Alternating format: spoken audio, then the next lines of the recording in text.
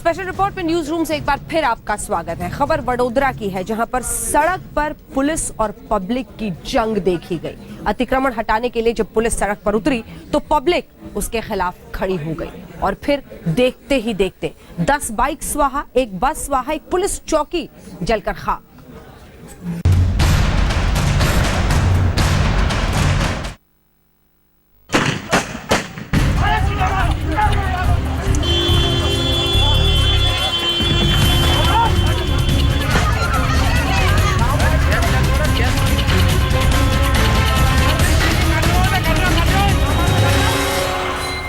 Police और public के बीच जंग इतनी खतरनाक हो जाएगी ये किसी ने सोचा भी ना होगा।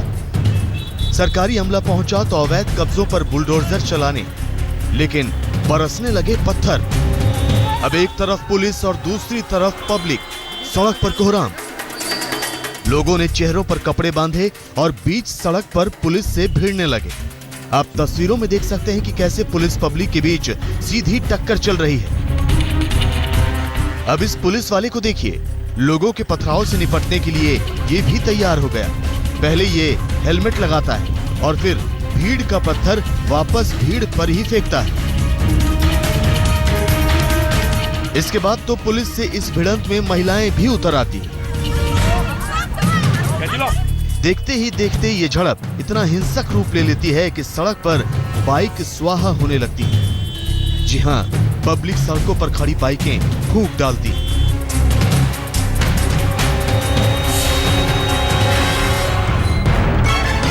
बेकाबू भीड़ को रोकने के लिए अब अतिरिक्त पुलिस फोर्स बुलाई जाती है। अब पथराव कर रहे लोगों पर आंसू गैस के गोले बरसाए जाते हैं। लेकिन पब्लिक का गुस्सा और बढ़ता है। फिर पुलिस चौकी के सामने लाइन से लगी बाइकें भी फूंक दी जाती हैं। इसके बाद बीच सड़क पर एक बस में आग लगा दी जाती है और तो और पुलिस चौकी को भी फूंक दिया जाता है। पुलिस के दल बल को देखकर आदमी पीछे हटते हैं, लेकिन महिलाएं आगे रहती हैं और पुलिस से टकराती हैं। माहौल फिर भी शांत नहीं होता तो पुलिस फोर्स बुला ली जाती है और प्रशासन अपना काम पूरा करता है। जी हाँ, अवैध कब्जों पर बुलडोजर चलाए जाने लगते हैं। अतिक्रमण को हटाया जाता है। ये पूरा बवाल गुजरात के वडोदरा में अतिक्रमण हटाने के दौरान हुआ। इस पूरी भिड़ंत में अतिक्रमण हटाने से गुस्साए लोगों ने एक बस फूंक दी, 10 बाइकें जला डाली और एक पुलिस चौकी को भी आग के हवाले कर दिया। नगर निगम का दस्ता वडोदरा की सुलेमानी बस्ती से अतिक्रमण हटाने पहुंचा था। निगम के मुताबिक सुलेमानी बस्ती के पानी गेट इलाके में लोगों ने अवैध रूप से करीब 300 घर बना रखे थे। कई बार नोटिस के बावजूद लोग अतिक्रमण हटाने को तैयार नहीं थे, लिहाजा उन्हें गिराने नगर निगम प्रशासन पहुंचा था। इस दौरान नगर निगम के कर्मचारियों और प्रशासन से स्थानीय लोगों की कहासुनी हो गई और ये कहासुनी देखते ही देखते झड़प में तब्दील हो गई। मौके पर हालात तनावपूर्ण बन गए। अतिरिक्त फोर्स बुलवानी पड़ गई। खुद वडोदरा पुलिस कमिश्नर ने हालात का जायजा लिया। आज तक ब्यूरो।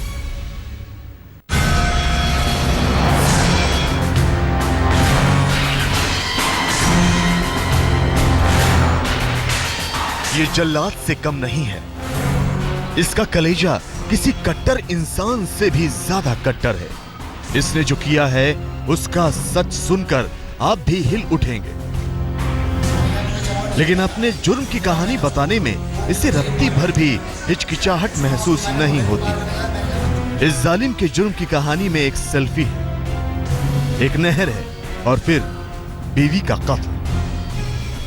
पुलिस भी उस वक्त चौंक गई जब इसने खुद अपनी बीवी के मर्डर की रियल स्टोरी बताई। लेकर धक्का दे दिया, ले जाकर मोटरसाइकिल पे पहले बिठाई उसे। मैंने कहा मुझे चलाओ नहीं हटता। फिर अब मैंने उसको वो मुंडेरी पार कर दी। उसको मैंने मुंडेरी पार कर लगाया। मैंने कहा बच्चों मुझे दे दे, पैर फट जाए। बच्चा मैंने अपनी गोद में ले लिया। वो खड़ी हो गई इस तरीके से। मैंने उसको धक्का दिया तो गिरने के बाद मैंने झाड़ी पकड़ी। मैं नीचे उतर के फिर उसको हल्का हल्का पटके जब पेड़ से लगा। एक शौहर की कत्ल वाली सेल्फी। सेल्फी के बहाने किया बीवी का कत्ल। सेल्फी के बहाने नहर में बीवी को दिया धक्का। सेल्फी के बहाने जान लेने वाला शौहर। आपने तरह तरह की सेल्फी के बारे में सुना होगा। कोई स्टंट करते हुए सेल्फी लेता है, कोई ऊंचाई से सेल्फी लेता है, लेकिन कत्ल वाली सेल्फी के बारे में यकीनन आप भी पहली बार सुन रहे होंगे।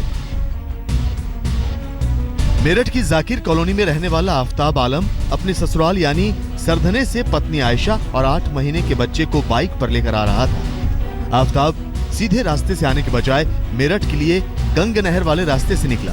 आफ्ताब की बीवी इससे अनजान थी कि उसके साथ क्या होने वाला है। अचानक नहर के पास आफ्ताब मोटरसाइकिल रोक लेता है और पत्नी आयशा से कहता है कि चलो नहर के किनारे एक सेल्फी लेते हैं। आयशा सेल्फी के लिए तैयार हो जाती है। इसके बाद वो पहले अपने 8 महीने के बेटे को आयशा से अपनी गोद में लेता है और सेल्फी लेते लेते उसे नहर में धक्का दे देता है।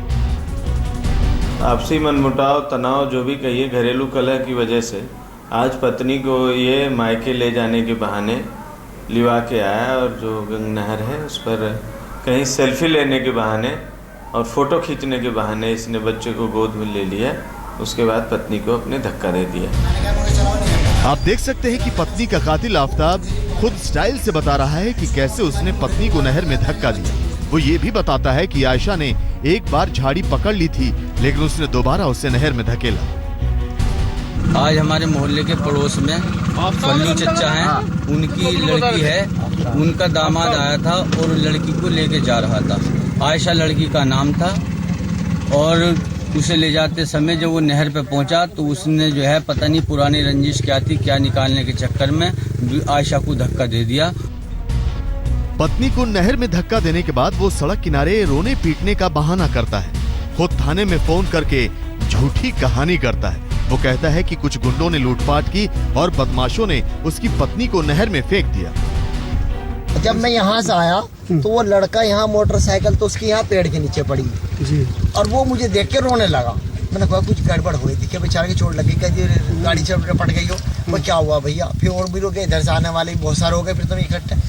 मगर क्या हुआ, मुझे मेरी बीवी वहाँ मार दी। पुलिस को आफ्ताब की कहानी में झोल नजर आता है और जब उससे सख्ती से पूछताछ होती है तो वो सब कुछ उगल देता है। सूत्रों की माने तो खुद को पत्रकार बताने वाला आफ्ताब पत्नी आयशा को दहेज के लिए सताता था। 1.5 साल पहले उसकी शादी हुई थी।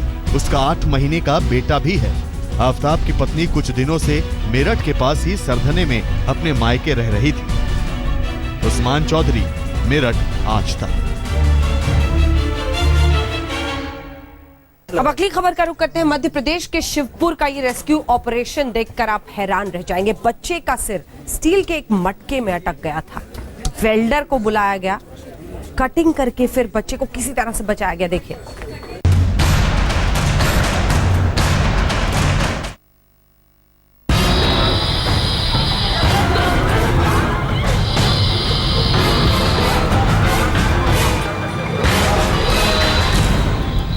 स्टील के मटके में फंसा बच्ची का सिर।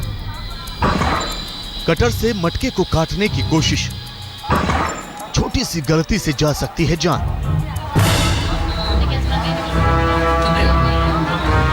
मध्य प्रदेश के शिवपुर की ये तस्वीरें देखकर आपके भी रोंगटे खड़े हो जाएंगे। करीब 1.5 साल की अरुणा का सिर स्टील के मटके में फंसा है। बेचारी बच्ची बेचैन है और परिवार वाले परेशान। आखिर करें तो क्या करें?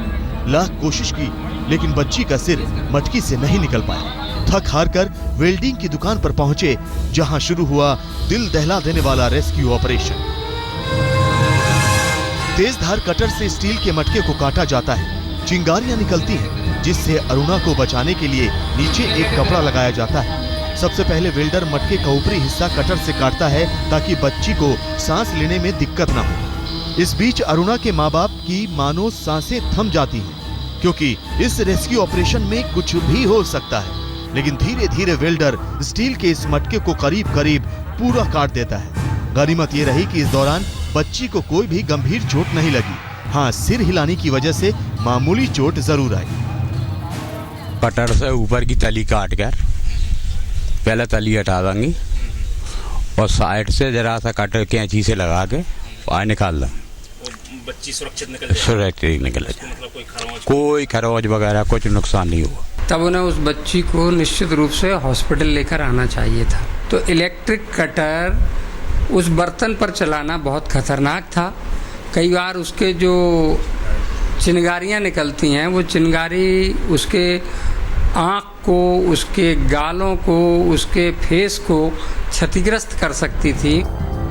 अरुणा खुशकिस्मत थी कि उसकी जान बच गई, लेकिन बच्ची को बचाने के लिए इस तरह की कोशिश जानलेवा साबित हो सकती है। ऐसी घटना होने पर बच्चों को फौरन अस्पताल ले जाना ही सबसे सही तरीका है, और उससे भी सही तरीका है अपने बच्चों पर नजर रखना। प्रमोद भार्गव, शिवपुरी, आज तक। और इसी के साथ स्पेशल रिपोर्ट में हम रुक रहे हैं ब्रेक के लिए। ब्रेक के उस पार आपको दिखाएंगे दिल्ली का दरिंदा सीसीटीवी में कैद। देखते रहिए आज तक। इस सीसीटीवी फुटेज को देखकर कोई भी सिहर जाए।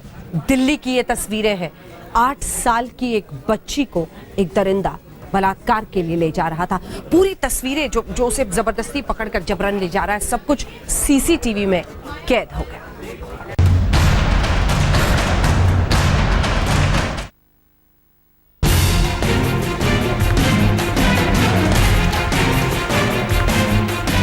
इस तस्वीर में आप देख सकते हैं कि एक शख्स बच्ची का मुंह दबाकर ले जा रहा है। रात के अंधेरे में दिल्ली की इस तस्वीर का सच आपको झकझोर कर रख देगी। इसकी हकीकत जानकर आपकी रूह कांप उठेगी। सीसीटीवी में दिख रहा शख्स 8 साल की एक बच्ची को उठाकर ले जा रहा है। बच्ची की चीख ना निकल सके इसके लिए उसका मुंह भी दबा रखा है। थोड़ी दूर जाकर ये शख्स बच्ची को जबरदस्ती गोद में उठा लेता है।